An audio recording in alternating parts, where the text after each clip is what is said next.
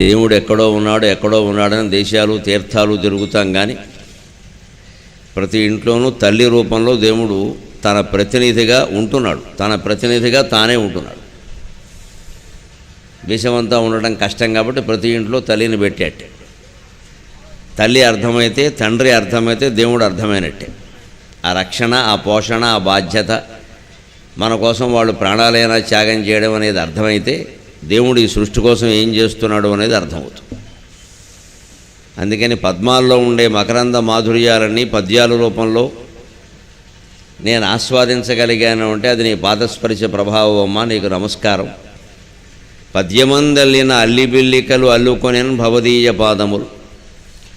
వాడి ఇప్పటి వరకు 325 అష్టావధానాలు, 10 శతావధానాలు, ఒక సహస్రావధానం చేసి ఆ పైన సాగరఘోష వంటి కావ్యాలు, బాష్పగుచ్చం లాంటి ఖండకావ్యాలు, ఇంకా ఎన్నెన్నో రాసి మొత్తం మీద ఈ రోజుకి మీ దగ్గర కూర్చునే నాటికి 11,163 పద్యాలు రచించాను నేను. ఈ క్షణానికి 11,163. ఇన్ని వేల పద్యాలు రాయగలిగాము అంటే ఆ తల్లిదండ్రులు ప్రసాదించినటువంటి పాండిత్యం. వారు చదువుకొనిచ్చారు, చదువు చెప్పించారు, చదువులో ప్రోత్సహించారు. అవన్నీ చేయడం వల్ల గురువుల దయ వల్ల ఇంత వాళ్ళమయ్యాం. అందుకని ఆ తల్లిదండ్రులకు నమస్కారం చేస్తూ ఈ ప్రవచనమైన అవధానమైన ఎటువంటిది అంటే నిజంగా చెప్పాలంటే భగవంతుడి ఒళ్ళో మనం చేసే ఒక అల్లరి. భగవంతుడి ఒళ్ళో ఉన్నాము అనుకుని ఏం చేసినా పర్వాలేదు. రామకృష్ణ పరమహంస తన బోధామృతం అనే గ్రంథంలో ఒక మాట అంటారు, అద్వైత జ్ఞానమును కొంగున కట్టుకొని నీ ఇష్టము వచ్చినట్టు చెరింపుము అంటారు. అద్వైత జ్ఞానమును కొంగున కట్టుకొని నీ ఇష్టము వచ్చినట్టు చెరింపుము అంటారు. ముందు మనిషి జ్ఞానవంతుడైతే తర్వాత ఏం చేసినా ఆ జ్ఞానంలో భాగమే అవుతుంది. మనకి ఇష్టమైనవన్నీ చేస్తూ పోతే మనం జ్ఞానం పొందలేం. ముందు జ్ఞానం పొందాలి. అంతా ఒక్కటే, ఉన్నదంతా దైవమే. నువ్వు లేదు, నేను లేదు, చరాచర జీవరాశులు లేవు, అన్నిట్లోనూ ఉన్నది దైవమే. దానికి ప్రమాణం లలితా సహస్రం. చిచ్చక్తిశ్చేతనారూప జడశక్తిర్జడాత్మిక అని చెబుతున్నారు. అంటే చిచ్చక్తికి చేతనారూప, చైతన్యవంతమైన పదార్థాల్లో చైతన్య శక్తి అమ్మవారే.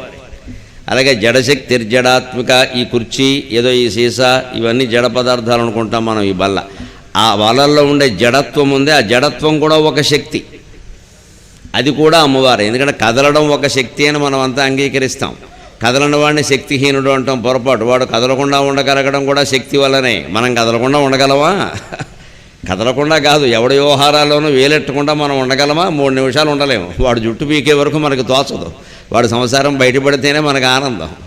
మరి ఎవరి వ్యవహారాల్లో వేలెట్టకుండా మనం ఉండలేకపోతున్నామే, క్షణం కదలకుండా ఉండలేకపోతున్నామే. ఈ కుర్చీ కదలకుండా ఉంది అంటే కదలకుండా ఉన్నందుకు దీనికి నమస్కారం చేయాలి. ఈ కుర్చీ లేచి కదిలింది అనుకోండి, మీరు ఉండరు, నేను ఉండను. ఇక్కడ కరోనా వైరస్ కుర్చీ రూపంలో వచ్చిందని మొత్తం పారిపోతాం ఇక్కడి నుంచి. ఉంటామేటి? కుర్చీ స్థిరంగా ఉంది కాబట్టి, బల్ల స్థిరంగా ఉంది కాబట్టి, మంచినీళ్ళు చేసే స్థిరంగా ఉంది కాబట్టి, ఈ మైకు స్థిరంగా ఉంది కాబట్టి నేను మాట్లాడుతున్నాను, మీరు వింటున్నారు. పోనీ ఈ మైకులో ఏ శక్తి లేదంటారా? పొరపాటు. నా మాటలన్నీ మీకు వినిపించట్లా, అది శక్తి కదా. నేను వినిపిస్తే వినపడుతుందా? ఇక్కడ అది వినిపిస్తుంది కదా, ఆ శక్తి ఉంది కదా. ఆ శక్తి నాకు లేదు కదా. అలాగని నాకంటే మైక్ గొప్పదంటే కుదరదు కదా. నేను మాట్లాడితేనే కదా అది వినిపిస్తుంది, లేకపోతే ఏమిటి వినిపిస్తుంది? అంచేత ఎవరి శక్తి వారికి ఉంది. సృష్టిలో ఏ జీవిని మనం అవమానించకూడదు. మనిషికి లేని శక్తులు ఎన్నో జీవరాశుల్లో కీటకాలకు కూడా ఉన్నాయి, జంతువులకు ఉన్నాయి, కీటకాలకు ఉన్నాయి. ఒక కుక్క ఎక్కడో 2 మైళ్ళ దూరంలో ఉన్నటువంటి నేరస్తుడు రక్తాన్ని వాసన చూసి గుర్తుపట్టగలుగుతోంది. లేకపోతే నేరాలు ఎలా బయటపడుతున్నాయి? మనుషుల కంటే కుక్కల పనే ఎక్కువ. అందులోను నేరాలు కనుక్కోవడంలో కుక్కల పాత్ర చాలా ఎక్కువ. నిజానికి కాలభైరవ అవతారంగా వాటికి సన్మానం చేయాలి. నిజానికి ఈ పోలీసులకు ప్రమోషన్లు ఇస్తారు, కుక్కలకి ఎవరు ప్రమోషన్లు, వాటికి కూడా ఇవ్వాలి. నిజానికి తప్పే ఉంది? మరి అవి పనికొస్తున్నాయా లేదా? ఇక్కడెక్కడో జరిగిందా? అక్కడికి వెళ్ళి ఈ కుక్కను మనుషులు కనిపెట్టలేకపోతున్నారు, ఎవరికీ తెలియట్లే. పక్క వాళ్ళని అడిగితే చెప్పరు, చూసి కూడా చెప్పరు. అటువంటిప్పుడు పాపం ఆ కుక్క ఏమి, దానికి రొట్టె ముక్క బారేస్తారు అంతే కదా. కాస్త ఖరీదైన తిండి పెడతారు మహా అయితే, అంతకంటే ఏముందండి. అందుకని అది ఇక్కడ వాసన చూసి ఎక్కడెక్కడికో వెళ్ళి మైళ్ళ దూరానికి వెళ్ళి అక్కడ ఆ ఇంటి దగ్గర ఆగిపోతుంది. సరిగ్గా ఎక్కడ నేరస్తుడు ఉన్నాడో అక్కడ ఆగిపోతుంది. ఎంత విచిత్రం అండి! ఆ శక్తి మనకుందా? మన ఎదురుగా కూర్చొని, ఇంట్లో కూర్చొని 10 నిమిషాలు మాయమాటలు మాడగానే వాడు చీటీపాట కట్టమంటే కట్టేస్తున్నాం మనం. ఏం వాసన పిచ్చింది, ఏం గుర్తుపట్టాం మనం? అంచేది మనకంటే తెలివైందే కదా. మన దగ్గర ఎదురుగా ఉన్నవాడు మాటల మాయలు మనం పడిపోయాం. కుక్క ఎవడు మాయలో పడలేదు, తిన్నగా వాసన బట్టి గుర్తుపట్టి నేరస్తుడిని అప్పగించింది. అంటే ఆ తెలివితేటలు భగవంతుడు దానికి ఇచ్చాడు. ఎందుకంటే మన కోసం, మన నేరాల కోసం ఇవ్వలేదు. దాని ఆహారం సంపాదించుకోవాలంటే దానికి అంత శక్తి ఉండాలి. కుక్కకు ఆహారం ఎవరు పెడతారు పరిగెట్టుకుని? ఇదివరకు చాలా భూతదయ ఉండి ఇంట్లో మిగిలిన ఆహారాన్ని ఖచ్చితంగా సాయంత్రం పూట తీసుకెళ్ళి ఇల్లాలు ఆ ఇంటి ముందు గేటు దగ్గర పడేసేది దుమ్ములోనే. దానికి ఎంత శక్తి ఇచ్చాడు భగవంతుడు అంటే, మట్టిలో ఉన్న ఆహారం తిన్నా దానికి అరిగిపోతుంది, దానికి ఏం కాదు. మనకు అరుగుతుందా? మనకు శుభ్రమైన ఆహారం తింటేనే అరగట్లేదు. దుమ్ము ధూళిలో ఉన్న ఆహారం తిన్నా సరే కుక్కకు అరుగుతుంది అంటే అరిగించుకునే శక్తి విషయంలో మనకంటే ఎక్కువదా కాదా? అది అనుమానం ఏముంది?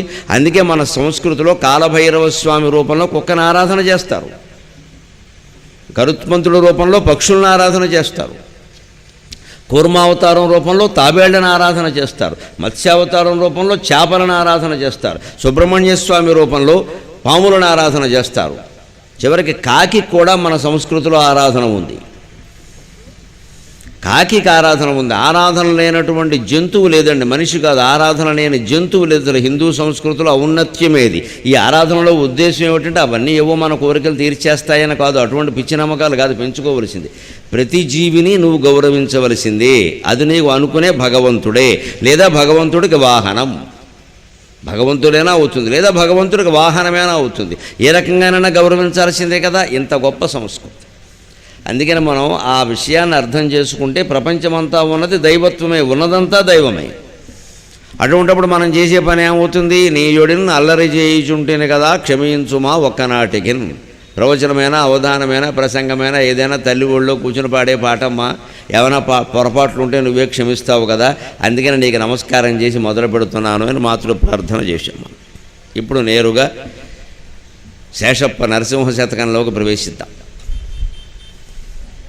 200-300 ఏళ్ల క్రితం కరీంనగర్ జిల్లా ధర్మపురిలో జన్మించి నరసింహస్వామిని సేవించి భూషణ వికాస శ్రీధర్మపురి నివాస దుష్ట సంహార నరసింహ దురిత దూర అని అపూర్వమైనటువంటి శేషపద్యాలతో శతకం రచించిన మహానుభావుడు శేషప్ప మాటలు ఇవాళ కూడా రుజువు అవుతున్నాయి. అది మనం రుజువు చేసుకుంటాం.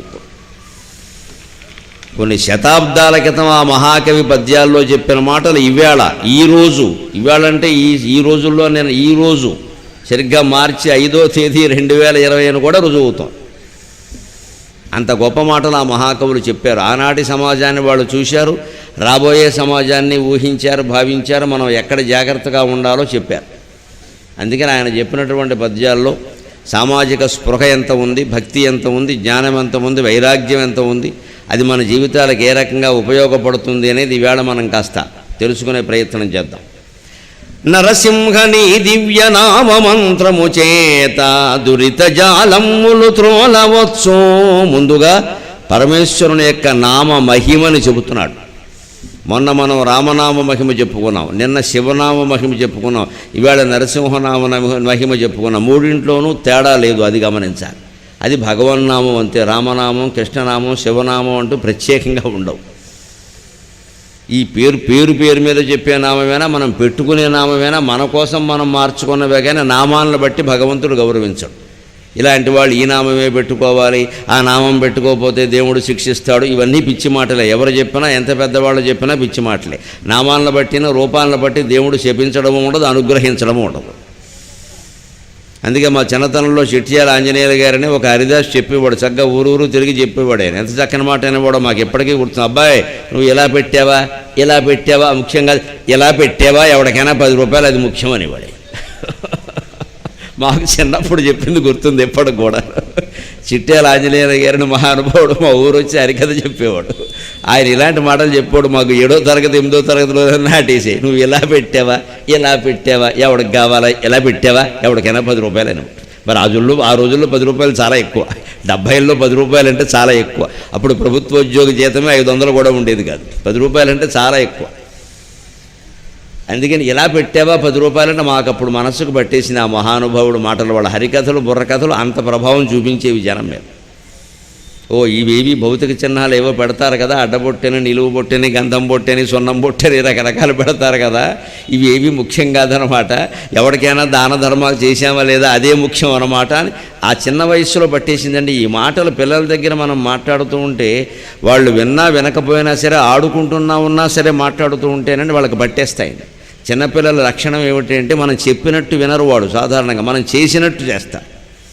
మనం చెప్పినట్టు వింటారు అనుకోవడం పొరపాటు. వింటే వింటారు, లేతే లేదు. వాళ్ళకి నచ్చితే వింటారు, లేతే లేదు. 10 ఏళ్ళు 15 ఏళ్ల వరకు మనస్తత్వం ఎలా ఉంటుందంటే మనం చెప్పినట్టు చేయరు, వాళ్ళు మనం చేసినట్టు చేస్తారు.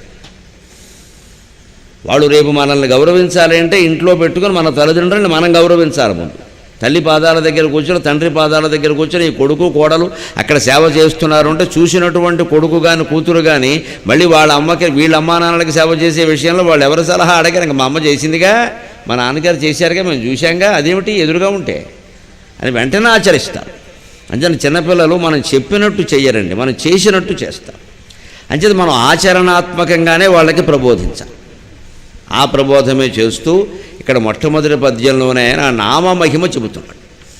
ఇవాళ నరసింహనామం అన్నా, నిన్న శివనామం అన్నా, మొన్న రామనామం అన్నా, రేపు ఇంకో నామం శ్రీమాత్రే నమః అనుకున్న ఏదైనా ఒకటే. అదంతా ఏమిటి అంటే మన మనస్సు లగ్నం కావడానికి. అంచేత ఆ నామం మీద దృష్టి పెడితే ఎంత ప్రయోజనం ఉంటుంది, నామస్మరణ ఎంత ప్రయోజనం కలిగిస్తుందో చెబుతున్నాడు. ఇవాళ కరోనా వైరస్ వ్యాపిస్తోంది, కోనసీమలో కూడా వచ్చేసింది అని పొద్దున పత్రికల్లో చూసిన కలకలంలో ఈ నామమహిమకి మరింత ప్రాధాన్యం పెరుగుతుంది. ఖచ్చితంగా ఎప్పుడు భగవన్నామస్మరణ మన చుట్టూ ఒక రక్షణ కవచంలో ఉంటుంది, సందేహం ఏమీ లేదు అందులో. ఈ రకరకాల మాస్కులో చర్యలో మనం రక్షిస్తాయో లేదో మనం చెప్పలేం, కానీ నిరంతరం భగవన్నామస్మరణ మనస్సులో చేస్తే దేని నుంచైనా ఆయన కాపాడుతాడు. శేషప్ప శతకం ప్రమాణం, నరసింహస్వామి ప్రమాణం, నరసింహారావు కూడా ప్రమాణమే. నరసింహ నీ దివ్య నామ మంత్రము చేత దురిత జాలమ్ములు త్రోలవచ్చు. నరసింహ నీ దివ్య నామ మంత్రము చేత బలువైన రోగములు పాపవచ్చు. నరసింహ నీ దివ్య నామ మంత్రము చేత రిపు సంఘముల సంహరింపవచ్చు. నరసింహ నీ దివ్య నామ మంత్రము చేత రిపు సంఘముల సంహరింపవచ్చు. నరసింహ నీ దివ్య నామ మంత్రము చేత దండహస్తుని బంట్ల తరుమవచ్చు. బలిరా నేని మహామంత్ర బలము చేత దివ్య వైకుంఠ పదవి సాధింపవచ్చు. బలిర నేని మహామంత్ర బలము చేత దివ్య వైకుంఠ పదవి సాధింపవచ్చు. భూషణ వికాస శ్రీ ధర్మపురి నివాస దుష్ట సంహార నరసింహ దురిత దూరా. ఇది చాలా జటిలమైన శతకం అండి రచన పరంగా, ఎందుకంటే అన్నీ శీసపద్యాలే. నిన్న మనం చెప్పుకున్న కాళహస్తి శతకంలో శార్దూలాలు మత్యేభాలు ఉంటాయి, మిగిలిన ఛందస్సులు ఉండవు. ఎందుకంటే శ్రీకాళహస్తీశ్వర అనేది ఆ ఛందస్సుల్లోనే ఇముడుతుంది. మొన్న చెప్పుకున్నామే దాశరథి కరుణాపయోనిధి అని, ఉత్పలమాల చంపకమాలల్లోనే రాశాడు ఆయన మొత్తం అంతా రామదాసు గారు. మిగిలిన ఛందస్సులకు అది కుదరదు. ఆ మొదటి రోజు చెప్పుకున్నదన్నీ ఉత్పలమాలలు చంపకమాలలే, మరో ఛందస్సు ఉండదు. నిన్న చెప్పుకున్నవన్నీ శార్దూలాలు మత్యేభాలే, మరో ఛందస్సు ఉండదు. ఇవాళ చెప్పుకునే దాంట్లో విశేషం ఏమిటంటే అన్నీ శీసపద్యాలే. అంటే ఒక శార్దూలం ఉత్పలమాల అంటామే, 2 ఉత్పలమాలలు కలిపితే ఒక శీసం అవుతుంది. అంత పెద్ద పద్యాలు ఇవన్నీ, అంతంత పెద్ద పద్యాలు. 4 పెద్ద పాదాలు ఉంటాయి, దాని కింద మళ్ళీ 4 చిన్న పాదాల పద్యం ఉంటుంది. ఏదో తల్లి పిల్లలా ఉంటుంది వ్యవహారం అంతా. అటువంటి పద్యాలు 100 రాశాడు. అన్నింటికీ ఒకటే మొకటం, చివర 2 పాదాల మొకటం చేశాడు. ఆ ఎత్తుగీతిగా ఉండే దాంట్లో ఆటవెలది కానీ తేటగీతి కానీ రాస్తా. శేషపద్యం 4 పాదాలు రాసి దాని కింద ఎత్తుగీతిగా ఆటవెలది కానీ తేటగీతి కానీ రాస్తా. ఆ ఆటవెలది తేటగీతిలో 2 పాదాల పూర్తిగా మొకటం చేశాడు ఈయన. అంటే అన్నింటికీ అదే మొకటంగా మొత్తం 100 పద్యాలు అనుసరించవలసింది. భూషణ వికాస శ్రీ ధర్మపురి నివాస దుష్ట సంహార నరసింహ దురిత దూరా. నరసింహుడు అంటే విష్ణుమూర్తి యొక్క అవతారం కదా. ప్రహ్లాద వరద గోవింద అంటారు. ప్రహ్లాదుని రక్షించడానికి అవతరించినటువంటి మహానుభావుడు నరసింహస్వామి.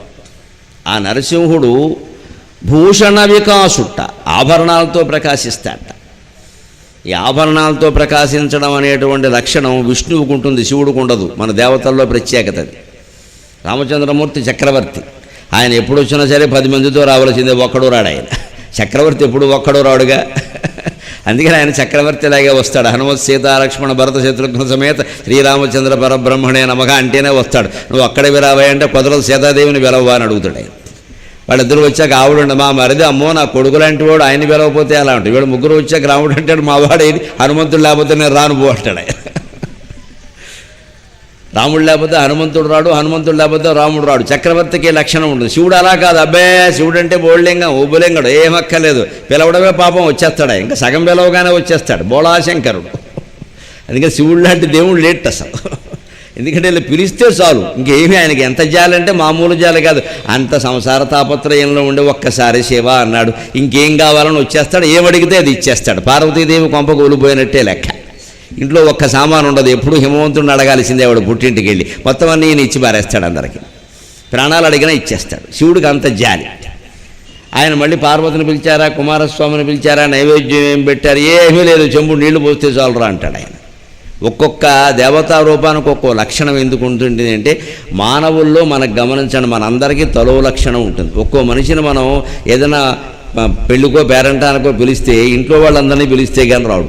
లేకపోతే మా ఫ్రెండ్ ఉన్నాడు వాడిని కూడా పిలవమంటాడు, పిలిచేవా లేదా అని గుర్తు చేస్తాడు. ఒక్కో మనిషి అలా కాదు, పిలిచి కుటుంబం అందరూ రండి అని పిలిచినా సరే ఈయన ఒక్కడో వెళ్ళిపోతాడు ఎవరికీ చెప్పకుండా. ఇంట్లో వాళ్ళకి చెప్పడు కనీసం, అయినా పెడుతున్నాడు నీకు తెలియదా అంటాడు అంతే. ఈవిడేమనుకుంటుంది పాపం, ఆయన పెడితే కూడా పెడదాం అనుకుంటుంది ఈవిడ. ఈయన పిలవకుండా చెప్పకుండానే వెళ్ళిపోతాడు. అవతల వాళ్ళు పిలిచారు, ఈయన పిలవడం. అవి పెడుతుంటే తెలవదా, కూడా రాలేవా, మళ్ళీ చెప్పాలా ఏదో అంటాడు. ఒక్కొక్క స్వభావం అది. అంచేత ఈ స్వభావాలను బట్టే దేవతల అవతారాలు కూడా ఉన్నాయి. మానవులు ఎలా భావిస్తే అలా అవతరించడం మన దైవము యొక్క లక్షణం. ఎందుకంటే మనిషి మనస్సును ఆకట్టుకోవాలి అంటే వారి దారికి వీరైనా రావాలి, వీరి దారికి వారైనా రావాలి. భగవంతుడి దారికి మనం వెళ్ళడం చాలా కష్టం. అందుకని ఆయనే మన దారికి వచ్చేస్తాడు. నువ్వు ఎలా ఉంటే అలాగే ఉంటారు రా అబ్బాయి, నీకు ఏది కావాలంటే అదే చేద్దాం. కానీ అంచేది ఇవాళ మనం కొలుచుకుంటున్న నరసింహస్వామి సాక్షాత్ విష్ణుమూర్తి. విష్ణుమూర్తి అలంకార ప్రియ. విష్ణుమూర్తికి అలంకారం అంటే చాలా ఇష్టం. అందుకే శృంగార గుణాభిరామ అని రాముడికి వాడారు, శివుడికి వాడారు ఆ విశేషణం. ఆయనకి అలంకారం అక్కల. అందుకని ఎక్కడ విష్ణు ఆలయాలు ఉన్నా బాగా అలంకారం చేస్తారు. డబ్బు ఉన్నవాళ్ళు సరే, తిరుపతి దేవస్థానం లాంటి వాళ్ళు అన్నీ బంగారపు ఆభరణాలతోనే చేస్తారు, మరి అందరూ చేయలేరు కదా.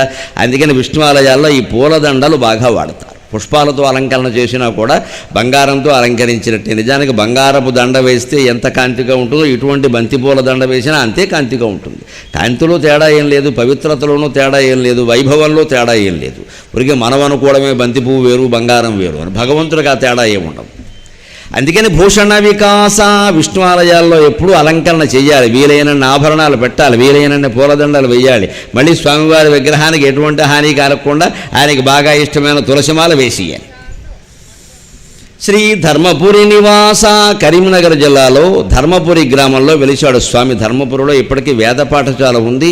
మన కోనసీమ వేద పండితులకు ఎలాగైతే ప్రసిద్ధమైందో ధర్మపురి కూడా వేద పండితులకు బాగా ప్రసిద్ధమైందండి. ఆంధ్రదేశం మొత్తంలో ఇక్కడ వేదస్వరం ఎక్కడైనా ఇది సస్వరమా సుస్వరమా కాదా అని తెలుసుకోవాలంటే కోనసీమ వస్తారు ఖచ్చితంగా. అంతేకాదు భారతదేశం అంతా కూడా ఎక్కడైనా వేదస్వరం అనుమానం వస్తే కోనసీమ వస్తారు ప్రత్యేకంగా. అమలాపురం వస్తారు, పక్కన పేరూరు గ్రామం పెడతారు. అక్కడ మొత్తం పండితుల ఇళ్ళు ఉంటాయి, పూర్తిగా పండితులే ఉండేవారు. ఎక్కడ స్వరం అనుమానం వచ్చినా అక్కడికి వచ్చి తెలుసుకుని ఏమండి ఈ స్వరం మేము పలుకుతున్నాము సరైందా కాదా అని కాశీ నుంచి కూడా వచ్చి అడుగుతారు. కోనసీమకి పేరూరుకి అంత పేరు ఉంది ఇప్పటికీ, అది నిజంగా పేరున్న ఊరే. అటువంటి ఊళ్ళ యొక్క ప్రత్యేకతను మనం కాపాడుకోవాలి, లేకపోతే ఎలా అయిపోతుందో. ఆ పేరూరులోనే పుట్టిన ఓ కవి సరదాగా చెప్పాడు, గతే సోమే గతే రామే గతే కుండల పండితే అహో పేరూరు దౌర్భాగ్యం వ్యాఖ్యాత సోపశంకర అన్నాడు. గతే సోమే గతే రామే ఏముంది పేరూరులో ఇప్పుడు చెప్పాలంటే సోమశర్మ గారు వెళ్ళిపోయారు, రామావధాన గారు వెళ్ళిపోయారు, ఎవరున్నారండి ఇక్కడ. గతే రామే గతే సోమే గతే కుండల పండితే పెద్ద పెద్ద కుండలాలు ధరించిన వాళ్ళు కంకణాలు వేయించుకున్న ఘనపాఠీలంతా వెళ్ళిపోయారు.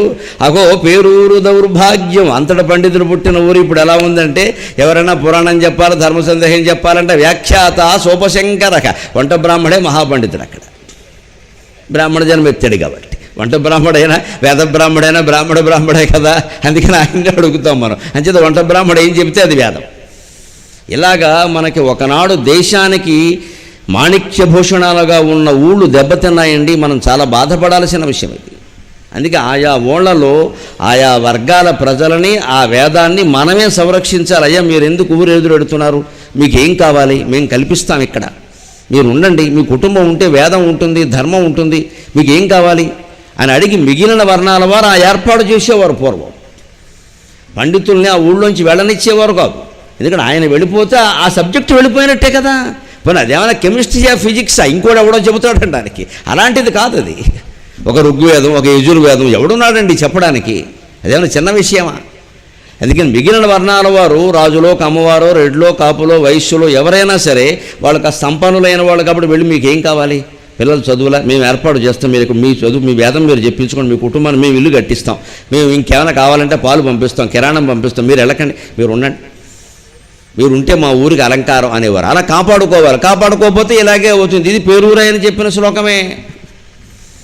గతే రామే గతే సోమే గతే కుండల పండితే అహో పేరూరు దౌర్భాగ్యం వ్యాఖ్యాత సోపశంకర. వంట బ్రాహ్మడు వ్యాఖ్యానం చేయాల్సి వస్తుంది వేళ అన్నాడు. ఇలాగ మనం కోనసీమలో గ్రామాలు పండిత నిలయాలైన ఊళ్ళు ఒట్టిగడ్డి మెట్లు కాకుండా కాపాడుకోవలసిన అవసరం ఉంది. మన వర్గం కాదు, మన కులం కాదు అని ఆలోచించొద్దు. వేదం అందరికీ సంబంధించింది, శాస్త్రం అందరికీ సంబంధించింది, పురాణం అందరికీ సంబంధించింది. అందరికీ సంబంధించిందినే కదా మీరు అందరూ వచ్చి కూర్చున్నారు. బ్రాహ్మణులు మాత్రమే వచ్చారా ఏమిటి? ఇక్కడ అందరూ వచ్చారు కదా, బ్రాహ్మణేతరులే ఎక్కువ వచ్చారు. అందుకని అందరికీ సంబంధించిన విద్యను అందరము కాపాడుకోవాలి. అది ఎవరో కొందరికి వస్తుందండి, కొందరికి వస్తుంది. ఆ కొందరిని మనం రక్షించుకోకపోతే ఎలాగా? ఆ కొందరు కూడా నిజానికి దేశభక్తితో అదే ఊళ్ళో ఉంటారండి, వెళ్లకుండా ఉంటారు. మహానుభావుడు ఆయన బిస్మిల్లా ఖాన్, బ్రహ్మాండమైన విద్వాంసుడు ఆయన. ఆయన భారతరత్న పురస్కారాలు సైతం అందుకున్న మహానుభావుడు. ఆయన్ని షహనాయి వాయించడానికి అమెరికా రమ్మన్నారు. ఆయన వాయిద్యాలు విని మీకు అమెరికా రండి, ఒక వీధికి మీ పేరు పెడతామన్నారు. మీరున్న వీధికి మీ పేరు పెడతామంటే అన్నాడు ఆయన, వీధికి నా పేరు పెడతారు, నాకు డబ్బులు ఇస్తారు, గంగానదిని తీసుకొస్తారా అమెరికాకి? గంగానదిని తీసుకొస్తారా, కాశీ విశ్వనాథుడిని తీసుకొస్తారా? ఆ రెండూ ఉన్న చోట నేను ఉంటాను అని ఒక ముస్లిం అన్నాడు అంటే ఈ దేశం రక్తం ఎటువంటిదో గమనించండి. ఈ దేశం రక్తం ఎటువంటిదో గమనించండి. ఇక్కడ పుట్టినవాడు ముస్లిమైనా, క్రైస్తవుడైనా, నాస్తికుడైనా, ఎవరైనా సరే అందరూ దైవభక్తి కలిగిన వాళ్ళే, దేశభక్తి కలిగిన వాళ్ళే. ఎవరిని మనం సందేహించాల్సిన అవసరం లేదు. ఆ విశాల భావమే మనం పెంపొందించుకోవాలి. ముస్లిం అయినటువంటి మహానుభావుడు బిస్మిల్లా ఖాన్, షహనాయి వాయిద్య విద్వాంసుడు, భారతరత్న పురస్కారం సహా మహత్తర పురస్కారాలన్నీ అందుకున్న మహానుభావుడు ఇలా మాట్లాడాడు. అమెరికా రమ్మంటే ఇవాడు అందరూ వెళ్ళడానికి, మన పిల్లలంతా అమెరికాలో లేరు, మనం చెప్పుకోవట్లే ఆ విషయాన్ని. ఎవడు సిద్ధంగా ఉండడండి? ఆయన రండి, మీకు కోట్లు ఇస్తాం, ఒక వీధికి మీ పేరు పెడతాం, మీకు ఏ లోటు లేకుండా చూస్తామని ఆ కళకంత గౌరవం ఇస్తే మీరు అన్నీ ఇస్తారు. కానీ నా కుటుంబం ముస్లిం కుటుంబం అని చూడకుండా కాశీ విశ్వనాథుని ఆలయాల్లో మొదటే షహనాయి వాయించే అవకాశాన్ని మా ముత్తాత గారికి ఇచ్చారు, మా తాతగారికి ఇచ్చారు, మా నాన్నగారికి ఇచ్చారు, నాకు ఇచ్చారు. ఆ అవకాశాన్ని నేను ఎందుకు పోగొట్టుకుంటా అన్నాడు ఆయన. అదే ఆయన దేశభక్తి, దైవభక్తి. ఇప్పటికీ కాశీ విశ్వనాథుని ఆలయంలో ఆ ముస్లిం కుటుంబం వాళ్ళే మొట్టమొదట మేలుకొలు పడతారండి. హిందువుల యొక్క మత సామరస్యానికి ఇంతకంటే ఉదాహరణ వేరే చెప్పక్కల. మన మత సామరస్యానికి ఇంతకంటే ఉదాహరణ చెప్పక్కల. మాకు కావలసింది నిష్కల్మషమైన దేశభక్తి, దైవభక్తి తప్పితే మతపరమైన భేదాలు కావు. ఇతర మతాల వారెవ్వరూ ఈ దేశంలో భయపడవలసిన అవసరం లేదు. హిందూయేతరులైన ముస్లిం, క్రైస్తవ, ఇతర మతాలకు ఏదైనా రక్షణ ఉన్న దేశం ఉంటే ఏకైక దేశం భారతదేశమేనది అని చెప్పాలి. ఎటువంటి భేదాలు ఇక్కడ ఉండవు. ఇతర దేశాల్లో వాళ్ళు ఎంత ఇబ్బంది పడుతున్నారో వాళ్ళకే తెలుసు ఆ విషయం. కానీ మనం ఎప్పుడూ సంప్రదాయాన్ని గౌరవిస్తాం. ఏమండి, మా ఊళ్ళో పల్లకి, దేవుడు పల్లకి ఎప్పుడూ వారి ఇంటి నుంచి వెడుతుందండి అని ఆ ఇంట్లో ఎవరూ లేకపోయినా సరే అక్కడి నుంచే మొదలు పెట్టిస్తారండి. ఆ ఇంట్లో ఎవరు లేకపోవచ్చు, ఎక్కడికో వెళ్ళిపోవచ్చు. అయినా పూర్వం నుంచి వాళ్ళ అగ్రహారికులండి, వారి ఇంటి నుంచి వెళ్ళడం సంప్రదాయం. వారి ఇంట్లో ఎవరు లేకపోవచ్చు, కానీ పల్లకి ముందు అక్కడ తీసుకెళ్ళండి, అక్కడి నుంచి మొదలు పెట్టిస్తారు. ఎంత డబ్బు ఉన్నవాడు, ఎంత నాయకుడు తన ఇంటి ముందు నుంచి పల్లకి మొదలవ్వాలని, బయలుదేరాలని చెప్పినా అంగీకరించరండి. ఊళ్ళో వాళ్ళు తిరగబడతారు. బట్టి మీరు ఎంత నాయకులైతే వేరే విషయం అండి. సంప్రదాయం. ఆ సంప్రదాయాన్ని మనం కాపాడుకుంటూనే అప్పుడు భారతీయ సంస్కృతికి వారసులు అవుతాం. దానివల్ల ఏమిటంటే తగాదాలు ఉండవు. ఇవాళ ఈయన నాయకుడిని మనం అంగీకరిస్తాం, ఇంకో గొప్పవాడు వస్తాడు, ఇంకో పార్టీ వాడు, మరి ఆయన చెప్పినట్టు మార్చేస్తారా? ఏటేటా మారిపోతాయి సంప్రదాయాలు. ఎప్పుడు ఆలయ సంప్రదాయాలు, గ్రామ సంప్రదాయాలు రాజకీయాలను బట్టి మార్చకూడదు. చాలా ప్రమాదం అది. ఎందుకంటే రాజకీయ పార్టీలు శాశ్వతం కాదు, మనకు తెలుసు. రేపు ఇంకోటి వస్తుంది, వాళ్ళు మార్చేస్తారు మళ్ళీ. అంచేత వీటన్నిటిని ఎదుర్కొనే ఉపాయం ఏమిటంటే సంప్రదాయం. ఈ ఊళ్ళో ఇది సంప్రదాయం అండి, మీరు కాదనడానికి వీల్లేదు, అంతే. ఊరంతా తిరగబడవలసిందే. అప్పుడే ఊళ్ళో ఉత్తమ సంప్రదాయాలు, దేవాలయ సంప్రదాయాలు నిలబడతాయి.